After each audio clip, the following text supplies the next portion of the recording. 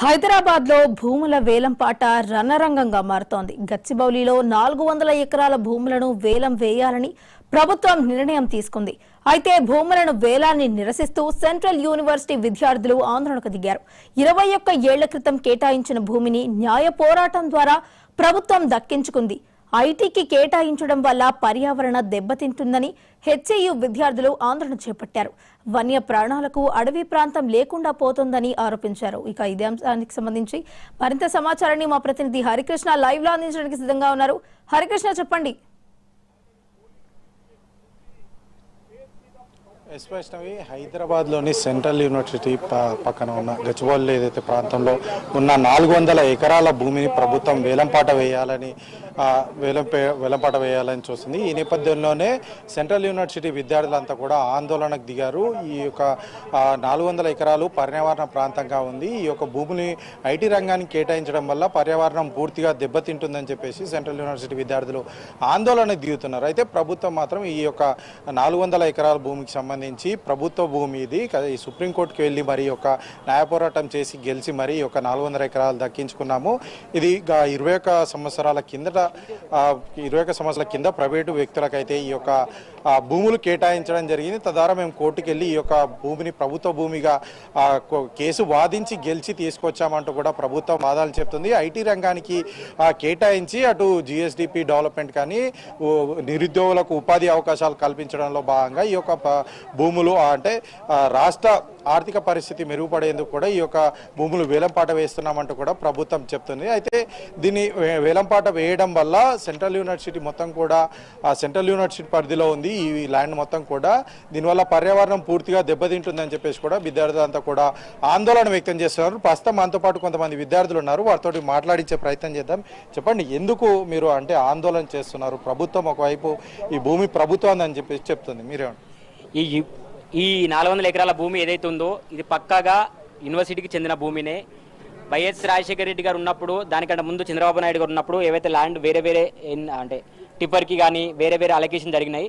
400 ఎకరాల భూమి ఐఎంజీ భారత్ అనే ఆర్గనైజేషన్కి కేటాయించారు స్పోర్ట్స్ డెవలప్మెంట్ కింద. సో ఇతర కారణాల వల్ల 400 ఎకరాల భూమి యూనివర్సిటీకి కాంపెన్సేషన్గా రావాల్సింది ఉండే. అప్పటి నుంచి ఇప్పటి వరకు యూనివర్సిటీకి 400 ఎకరాల కాంపెన్సేషన్ భూమి చెల్లించలేదు. కాబట్టి ఈ 400 ఎకరాల భూమి తిరిగి యూనివర్సిటీకే కాంపెన్సేషన్ కింద చెల్లించాల్సిన భూమి కింద యూనివర్సిటీకి అప్పచెప్పాలని చెప్పేసి మా స్ట్రాంగ్ డిమాండ్ ఉంది. దానికి సంబంధించిందే ఈ మా యూనివర్సిటీ భూమి అని చెప్పేసి మేము కొట్లాడుతుంటే నిన్న ఆదివారం పండుగ రోజు కావడం వల్ల ఇవాళ 2 రోజులు హాలిడే కావడం వల్ల యూనివర్సిటీలో చాలా తక్కువ మంది ఉన్నారు. చాలా మంది విద్యార్థులు పండగకి వెళ్ళారు. సో పరిపాలక బృందం కూడా లేదు. కాబట్టి ఈ టైంలో చూసుకొని రేవంత్ రెడ్డి ప్రభుత్వం అడ్డదారిలో దొంగదారిలో వచ్చేసి ఆ భూమిని కబ్జా చేసుకొని బుల్డోజర్లు జేసీబీలను పెట్టేసి అడవి లేదు అని చెప్పేసి క్రియేట్ చేయడానికి, అక్కడ ఉన్న అడవిని మొత్తం నిర్మూలన చేయడానికి ప్రయత్నం చేస్తున్నారు. దాన్ని అడ్డుకున్న అఖిల భారతీయ విద్యార్థి పరిషత్ ఏవీపీ కార్యకర్తలు కావచ్చు, యూనివర్సిటీ విద్యార్థులు కావచ్చు, 58 మంది విద్యార్థులని వివిధ పోలీస్ స్టేషన్లో పొద్దున్న నుంచి సాయంత్రం రాత్రి 11 గంటల వరకు వాళ్ళని పోలీస్ స్టేషన్లో పెట్టేసి ఎలాంటి విడుదల లేకుండా ఎలాంటి సమాచారం బయటికి రాకుండా నిర్బంధించారు. సో దానికి సంబంధించి రాత్రి 12 గంటల వరకు మేము ఇక్కడే ప్రొటెస్ట్ చేసినాము. దీన్ని ఫర్దర్గా కూడా లీగల్గా అయినా కావచ్చు, వేరే రకంగా అయినా కావచ్చు, మేము ఖచ్చితంగా దీన్ని ముందుకు తీసుకుపోయి యూనివర్సిటీ భూమి యూనివర్సిటీకి చెందాలి. ఇక్కడ నువ్వు కార్పొరేట్ శక్తి ఈ 400 ఎకరాల భూమిని అభివృద్ధి పేరుతో చెప్తున్నారు. ఇది ఖచ్చితంగా చెప్తున్నాము, అడవిని తొలగించి చేసే అభివృద్ధి అది అభివృద్ధి కాదు. బయోడైవర్సిటీని నాశనం చేసి అది చేసే అభివృద్ధి కాదు. అక్కడ వందలాది పక్షులున్నాయి, చెట్లున్నాయి, వాటన్నిటిని నిర్మూలన చేసి ఇట్లాంటి సిటీలో ఒక హైదరాబాద్కి లంగ్స్ లాగా ఏర్పడిన ఇట్లాంటి అడవి ప్రాంతాన్ని, బయోడైవర్సిటీ ప్రాంతాన్ని మనం దాన్ని నిర్మూలన చేస్తే అది రాబోయే తరాలకి మంచిది కాదు అని చెప్పేసి, అలాంటి అభివృద్ధి కాదు. నిజంగా నువ్వు అభివృద్ధి పేరుతోనే అభివృద్ధి పైనే చిత్తశుద్ధి ఉంటే హైదరాబాద్ అవుట్స్కట్లో కావచ్చు, జడ్చర్లా కావచ్చు, శంషాబాద్ వరకు కూడా మనకు అభివృద్ధి చేసుకోవడానికి అవకాశం ఉంది.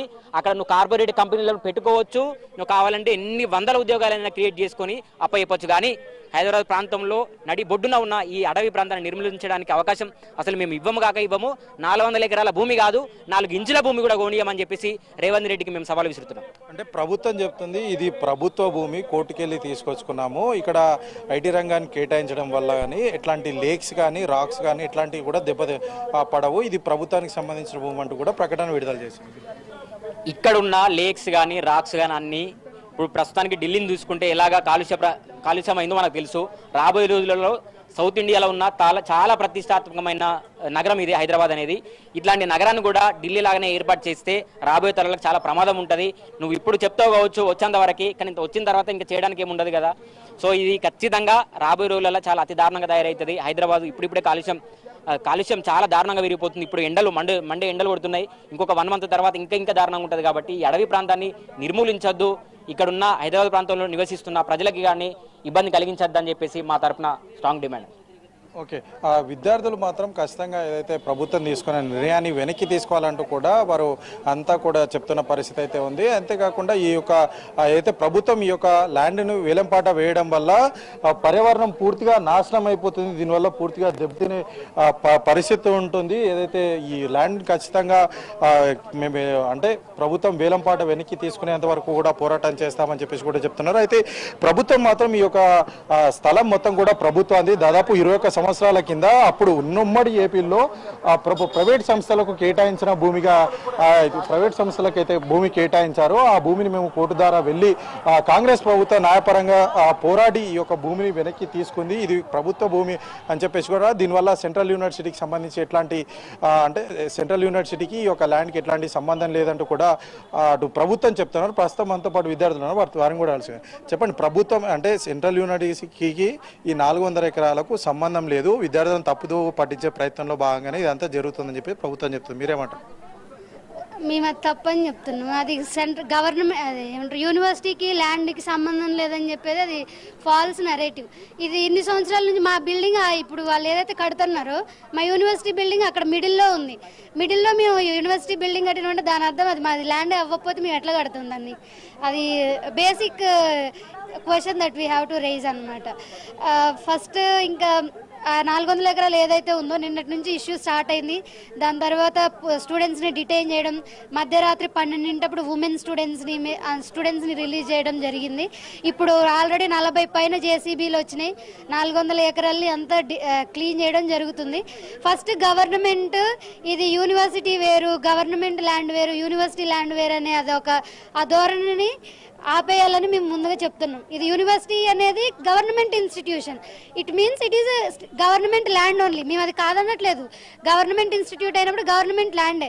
దాని అర్థం ఇష్టం వచ్చినట్టుగా ఆల్రెడీ ఇప్పటికీ 2300 ఉన్న ఎకరాలు ఉన్న యూనివర్సిటీ ఇప్పుడు సగానికి వచ్చింది, అంటే 1700 ఎకరాలకు వచ్చింది. కాబట్టి గవర్నమెంట్ ల్యాండ్ అన్ని ఇష్టం వచ్చినట్లుగా తీసుకోవడం దాని అర్థం కాదు కదా. ఇది ఎడ్యుకేషన్ కోసం, ఎడ్యుకేషనల్ పర్పస్ కోసమే అలాట్ చేసింది, ఎడ్యుకేషనల్ పర్పస్ కోసమే యూజ్ చేయాలి. నువ్వు ఏదైనా ఒక ఏమంటారు ఇన్స్టిట్యూట్నో లేక సెంటర్ను ఎస్టాబ్లిష్ చేయి, మేమేమన్నాం కదా దాన్ని. అంటే 21 సంవత్సరాల క్రితం మేము ప్రైవేట్ వ్యక్తులు అంటే ఉమ్మడి ఏపీలో ప్రైవేట్ వ్యక్తులకు, ప్రైవేట్ వ్యాపార సంస్థలకు ప్రభుత్వం కేటాయించింది ఈ భూమిని. దాన్ని మేము అంటే కాంగ్రెస్ ప్రభుత్వం వచ్చిన తర్వాత సుప్రీంకోర్టుకి వెళ్ళి మరి ఈ యొక్క భూమి మాదని చెప్పేసి కొట్లాడి తెచ్చుకున్నాం అని చెప్పేసి కూడా ప్రభుత్వం చెప్తుంది. ప్రభుత్వం చెప్తుంది, మేము కాదనట్లేదు. ఇది గవర్నమెంట్ ల్యాండ్ అనేది మేము కూడా ఒప్పుకుంటున్నాం కదా. మాకు ఓనర్షిప్ రైట్స్ మాకు ఇవ్వలేదు. ఇది గవర్నమెంట్కి వచ్చింది అంటే దాని అర్థం యూనివర్సిటీకి వచ్చిందని. అది గవర్నమెంట్కి సపరేట్గా పోయింది, యూనివర్సిటీకి సపరేట్గా ఉందని కాదు కదా. అది మేము క్వశ్చన్ చేసేది అదనమాట. యూనివర్సిటీకి వచ్చిందంటే, గవర్నమెంట్కి వచ్చిందంటే అది యూనివర్సిటీకి వచ్చిందని. గవర్నమెంట్కి సపరేట్ ల్యాండ్ వచ్చింది, యూనివర్సిటీకి సపరేట్గా ఉంటుందని కాదు. అది లోపల పనులు ఎట్లా జరుగుతున్నాయి? నిన్న రాత్రి కూడా ఆందోళన అంటే పనులు జరుగుతున్న సమయంలో కొంతమంది విద్యార్థులు వెళ్ళినట్టుగా తెలుస్తుంది. ఏం జరుగుతున్నారు? నిన్న 10 వచ్చినాయి మధ్యాహ్నం, మేము ఆపడం మొదలు పెట్టినాం. దాని తర్వాత నైట్ 20-30 జేసీబీలు రావడం జరిగింది. ఇప్పుడు మోర్ దెన్ 40 జేసీబీలు ఉన్నాయి, కంప్లీట్ గా క్లియర్ చేస్తున్నారు. నైట్ పక్షుల ఆర్తనాదాలు మీరు వినాలి. ఏదైతే పికాక్స్ కానీ ఏవైతే ఉన్నాయో అవంతా అసలుకి దారుణంగా అవి ఏడుస్తున్నాయి. అవి ఏమంటారు, మేమేం అడుగుతున్నామంటే రేవంత్ రెడ్డి గారు వచ్చి ఒకసారి ఆ పక్షుల ఆర్తనాదాలు వింటేనైనా ఆ ఆక్షన్ అయితే ఆపేస్తారేమో అనేది మేము చెప్పదలుచుకుంటున్నాం. ఇప్పుడు కంప్లీట్ గా ఆల్రెడీ స్టార్ట్ చేశారు, ఏదైనా మొత్తం క్లియర్ చేయడం స్టార్ట్ చేశారు. ఆల్రెడీ 40 జేసీబీలు వచ్చినాయి, మొత్తం క్లియర్ చేయడం జరుగుతుంది అన్నమాట. అంటే యూనివర్సిటీ అడ్మినిస్ట్రేషన్ ఏం చెప్తుంది మీకు? అంటే ప్రభుత్వంతో మాట్లాడే ప్రయత్నం ఏమైనా చేస్తుందా యూనివర్సిటీ అడ్మినిస్ట్రేషన్? అది అడ్మినిస్ట్రేషన్ మేము పచ్చిగా చెప్పాలని ఉంది, కానీ చెప్పలేని పరిస్థితి. 400 ఎకరాలు భూమి పోతుంటే రేపు ఇంకో 400 ఎకరాలు వచ్చి ఎన్క్రోచ్ చేసుకుంటారు. ఆ మాత్రం భయం లేకుండా కంప్లీట్ గా అడ్మినిస్ట్రేషన్ దగ్గరుండి మొత్తం చేపించడం అనేది జరుగుతుంది. టీజీఐఐసి వాళ్ళు ఒక రిపోర్ట్ రిలీజ్, ఒక ప్రెస్ మీట్ రిలీజ్ చేశారు. ఏం చెప్తున్నారు? అడ్మిన్ ఉన్నారు మేము సర్వే చేసేటప్పుడు అని. అడ్మిన్ ఉన్నారు అని అంటే అడ్మిన్ కి తెలిసే జరుగుతుంది, అయినా సరే అడ్మిన్ ముందుకు రావట్లేదు. మేము రేపు అడ్మిన్ ని మొత్తం ముట్టడి చేసి కంపల్సరీగా వాళ్ళు ఆన్సరబుల్ అయ్యేటట్టు మేము చేస్తామని చెప్తున్నాం. అడ్మినిస్ట్రేషన్ అనేది వాళ్ళ రెస్పాన్సిబిలిటీ తీసుకోవట్లేదు.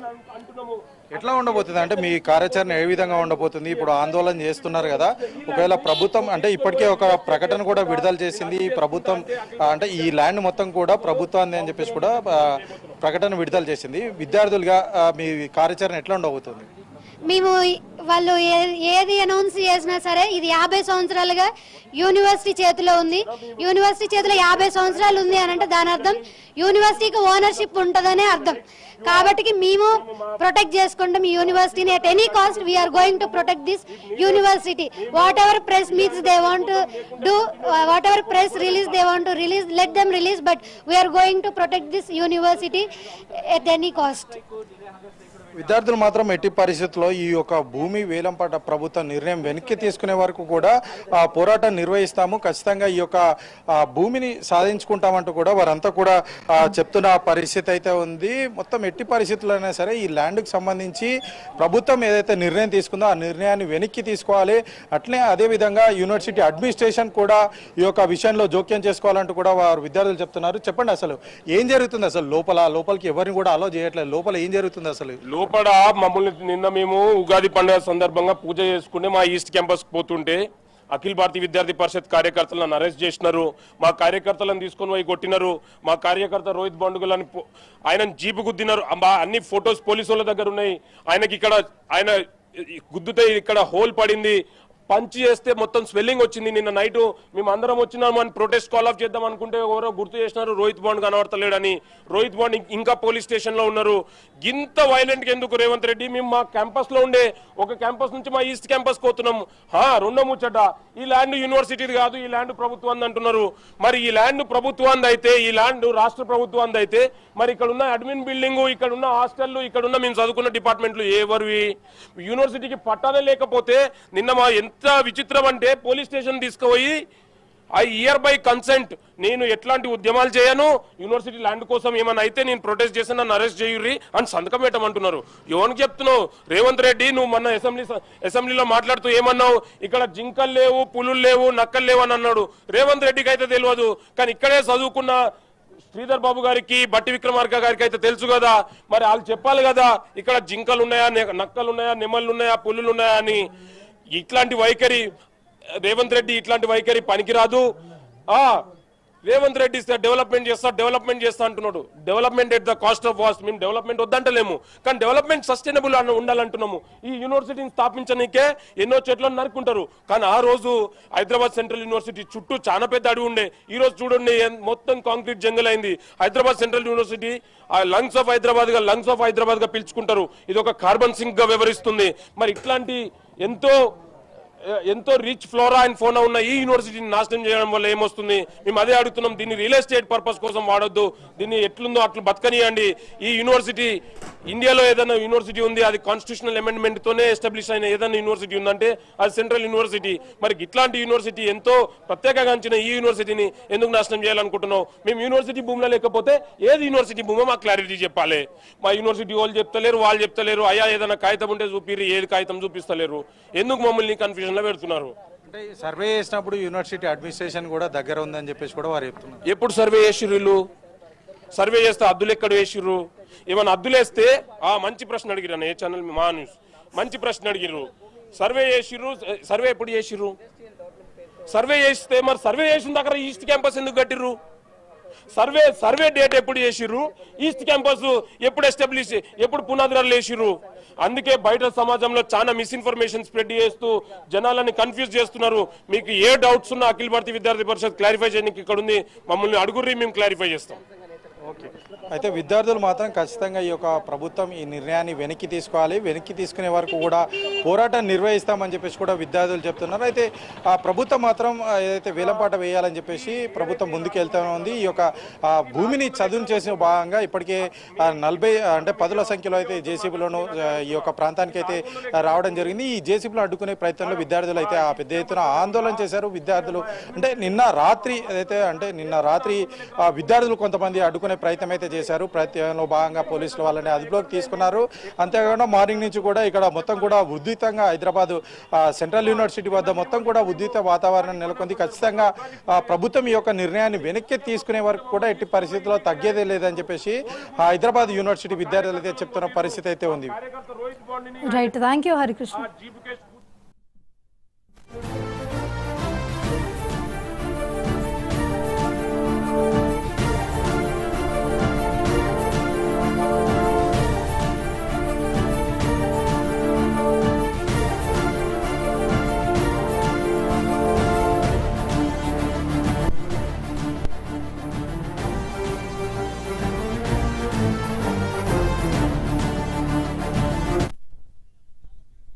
అందరికీ నమస్తే.